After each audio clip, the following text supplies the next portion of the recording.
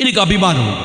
ഒരു ലീഗിൻ്റെ ഭാരവാഹി എന്ന നിലയ്ക്ക് നിങ്ങളുടെ മുമ്പിൽ എഴുന്നേറ്റ് നിൽക്കുമ്പോൾ എനിക്ക് ഉറപ്പിച്ചു പറയാൻ, കടുകിട കോംപ്രമൈസ് ചെയ്യാതെ ജനങ്ങളുടെ ഉത്തരവാദിത്തം ഒരു ലീഗുകാരൻ എന്ന നിലയ്ക്ക് നിർവഹിക്കാൻ കഴിഞ്ഞു എന്നെനിക്ക് അഭിമാനമുണ്ടായ ദിവസങ്ങളാണ് കഴിഞ്ഞുപോയത്.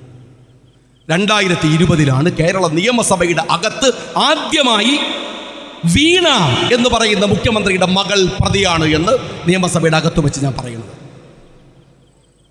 അത് പറഞ്ഞപ്പോൾ ഒരുപാട് ബുദ്ധിമുട്ട്. രവിയുടെ പേര് ഞാൻ അവിടുന്ന് പറഞ്ഞത്, റിയാസിൻ്റെ പേര് ഞാൻ അവിടുന്ന് പറഞ്ഞത്. ബുദ്ധിമുട്ടുണ്ടായി.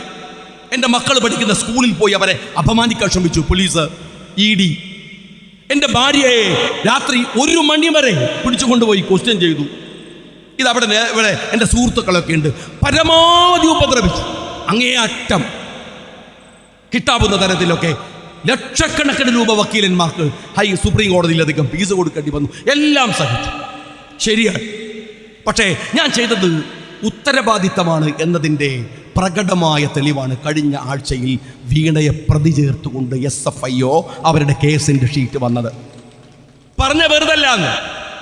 2 മാസം മുമ്പ് സുപ്രീം കോടതി മോനെ ഷാജി നീ വീട്ടിൽ പോയിരുന്നോ, പേടിക്കണ്ട എന്ന് എനിക്ക് സർട്ടിഫിക്കറ്റ് തന്നതും നിങ്ങൾ നടത്തിയ പോരാട്ടം കള്ളമായിരുന്നു എന്നതുകൊണ്ടാണ്, ഭയപ്പെടേണ്ട എന്നതുകൊണ്ടാണ്.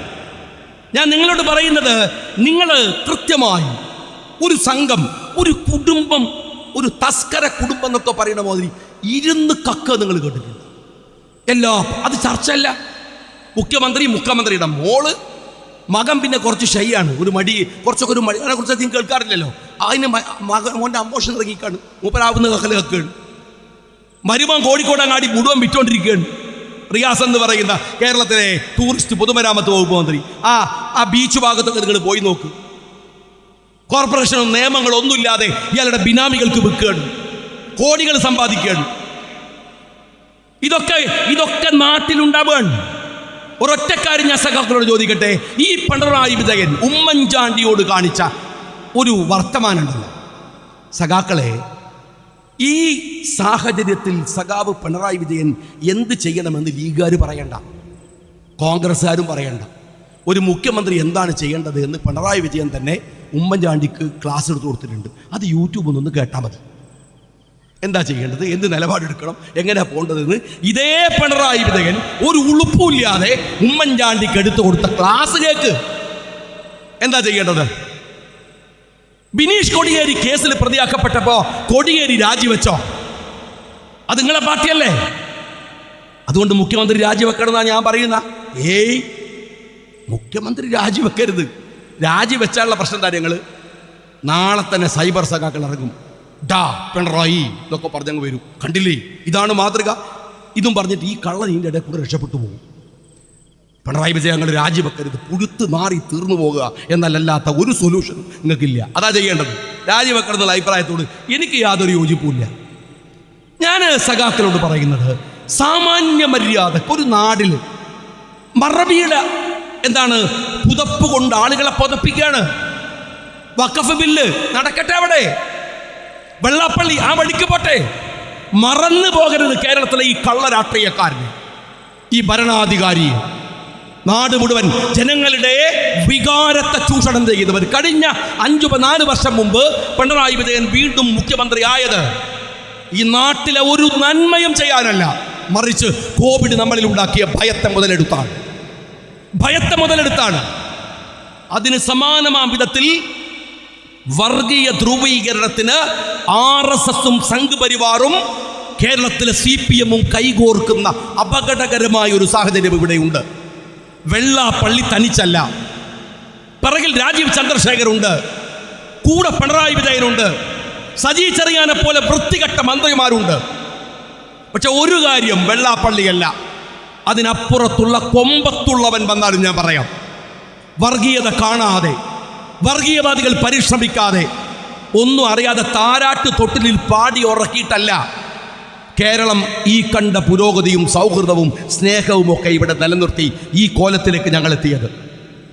ഈ വെള്ളാപ്പള്ളിയല്ല, അതിനേക്കാൾ വലിയ കാളകൂട വിഷമിറക്കിയാലും അതിനെ മറികടക്കാനുള്ള കരുത്തും മനസ്സും മതേതര കേരളത്തിലുണ്ട് എന്ന് നിങ്ങൾ മനസ്സിലാക്കുന്നത് നല്ലതാണ്.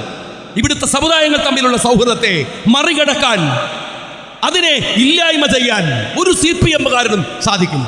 വർഗീയപരമായ ഏത് മുന്നേറ്റം നിങ്ങൾ നടത്തിയാലും ഞങ്ങളുണ്ടാകും. നിങ്ങൾ ഉറപ്പിച്ചു വെച്ചോളൂ, ഈ പോരാട്ടത്തിൽ നിങ്ങൾ വിചാരിക്കുന്ന ആംഗിളിലേക്ക് ഇവിടുത്തെ ഈ സമൂഹത്തെ കൊണ്ടുപോയി ഞങ്ങൾ എത്തിക്കില്ല. വെള്ളാപ്പള്ളി വെറുതെ പറയുന്നതല്ല, അജണ്ടയുണ്ട്, കൃത്യമായ അജണ്ടയുണ്ട്. അയാൾ പറയട്ടെ, അണ്ണാക്കിൽ കയറി ചൊറിഞ്ഞത് കൊണ്ട് ഞാൻ ചോദിക്കട്ടെ, ഈ നാട്ടിലെ ഈഴവ സമുദായത്തിനെ പറ്റി നിങ്ങൾ എന്താ ചെയ്തത്? അയാൾ പറഞ്ഞൊരു പൊട്ടത്തരം നിങ്ങൾക്കറിയോ? എന്താ പറഞ്ഞറിയോ? മലപ്പുറത്ത് കോളേജ് അനുവദിച്ചില്ല ലീഗ്, മുസ്ലിങ്ങൾ.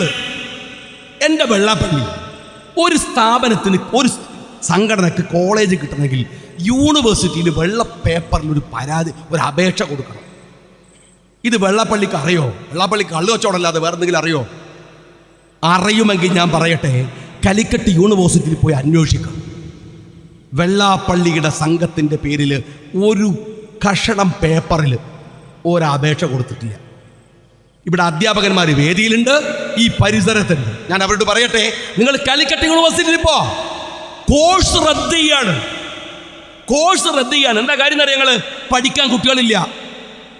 പഠിക്കാൻ കുട്ടികളില്ലാതെ കോഴ്സ് റദ്ദ് ചെയ്യുന്ന ഒരു യൂണിവേഴ്സിറ്റി അൺഎയ്ഡഡ് സ്കൂളുകളും കോളേജ് പോലും കൊടുത്തില്ല എന്ന് പറയുന്നത് അസംബന്ധമല്ലേ? നിങ്ങൾ പരിശ്രമിച്ചിട്ടുണ്ടോ? ഇല്ലല്ലോ. ഇവിടുത്തെ രാഷ്ട്രീയ പാർട്ടികൾക്ക് തല്ലാനും ചാവാനും ഈ രാജ്യത്തിലെ സമൂഹത്തെ വിട്ടുകൊടുക്കാനാണോ ശ്രീനാരായണ ഗുരുദേവൻ ഒരു മഹത്തായ പ്രസ്ഥാനം ഉണ്ടാക്കിയത്? ഈ മലബാറിലെ SNDP മൂവ്മെന്റിന്റെ രാഷ്ട്രീയപരമായ മൂവ്മെന്റിന് വേണ്ടി എന്താണ് വെള്ളാപ്പള്ളി നിങ്ങൾ കഴിഞ്ഞ കാലത്ത് ചെയ്തത് എന്നൊന്ന് പറ.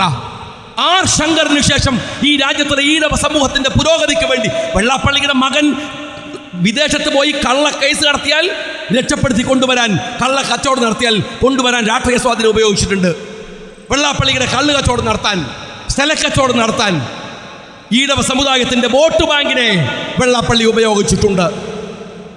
അതല്ലാതെ ഈഴവ സമൂഹത്തിന്റെ പുരോഗതിക്ക് വേണ്ടി എന്താ വെള്ളാപ്പള്ളി ഈ 10, 20, 30 കൊല്ലം കൊണ്ട് ചെയ്തത് എന്ന് പറയട്ടെ. അല്ല, കള്ളു കച്ചവടമല്ലാതെ. അതുകൊണ്ട് ഈ അയാൾ എന്നെ പറഞ്ഞു 90 വയസ്സാണ് ഈ പടുകളവൻ. ഈ നാട് കത്തിക്കാൻ വന്നാൽ അങ്ങനെയൊന്നും കത്തിപ്പോകുന്ന നാടല്ല ഇത്. ശ്രീനാരായണ ഗുരുദേവൻ പാടി വളർത്തിയെടുത്ത ഒരു മണ്ണാണ് എന്ന് അദ്ദേഹത്തെ ബോധ്യപ്പെടുത്താനേ ഞാൻ ഈ സമയം ഉപയോഗിക്കുന്നുള്ളൂ.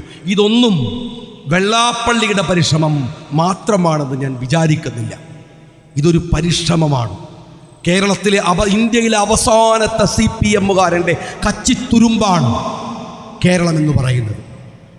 അത് ഇപ്പോൾ കണ്ടില്ലേ, MA ബേബിയാണ് പാർട്ടിയുടെ ഓൾ ഇന്ത്യ സെക്രട്ടറി. വലിയ ഗീർവാണം പറഞ്ഞ ഒരു പാർട്ടിയുടെ അവസാനത്തെ അവസ്ഥ, കേരളം കണ്ട ഏറ്റവും ഒരു ഫൂളിഷ്നെസ് എന്ന് പറയാവുന്ന ഒരു വിദ്യാഭ്യാസ മന്ത്രിയായ ബേബിയാണ്. അയാളെ കപ്പാസിറ്റി ഒക്കെ നമുക്കറിയാം. അയാളെ പിടിച്ചിട്ടാണ് ഓൾ ഇന്ത്യ സെക്രട്ടറി ആക്കേണ്ടി വന്നത്. പാർട്ടിക്ക് തകരുകയാണ്, ഇല്ലാതാവുകയാണ്. അതുകൊണ്ട് അവസാന ശ്വാസത്തിലും പിടിച്ചു നിൽക്കാൻ കേരളത്തിൽ ഇടതുപക്ഷം CPM കളിക്കുന്ന കളിയിൽ വർഗീയത വരും, വിഭാഗീയത വരും, ജാതീയത വരും, വെള്ളാപ്പള്ളിയെപ്പോലെയും PC ജോർജിനെപ്പോലെയുള്ള കാളകൂട വിഷങ്ങൾ വരും. സൂക്ഷ്മതയോടെ കൈകാര്യം ചെയ്യാൻ നിങ്ങൾക്കാവട്ടെ. അഭിവാദ്യങ്ങൾ. ജയ് ഹിന്ദ്.